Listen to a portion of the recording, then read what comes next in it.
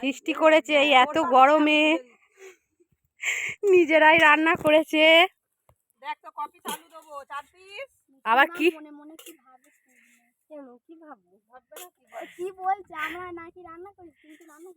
তুই করে দিয়েছিস, তোরা তো ভাত আরে সব করেছিস নাকি? ও থাক, কোনো ব্যাপার নয়, বন্ধুরা জানে যে বাচ্চারা হয়তো রান্না করতে পারবে না। আমার তুমি তো বললাম ওখানে আমার 2টো ডিম।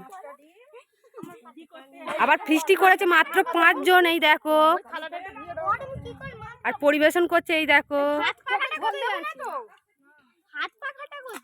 হাত পাখা নিয়ে এসেছিলিস? এনেছিল সেইখানে মনে পড়ে আছে। এমা তুই পাখা নিয়ে এসেছিলিস? না না, তোমরা খাওয়া শুরু করো। আর খাওয়ার সময় কোনো গন্ডগোল হবে না। ওই তো খাওয়া দাওয়া করে তারপরে মা কি আজকে ফিস্টি করছো, মা কি নিজে খেতে হয়? মা নাও, খেয়ে নাও মা কি। এবার যা লাগবে সব নিজেরা নিয়ে তুলে তুলে খেয়ে নেবে, ঠিক আছে?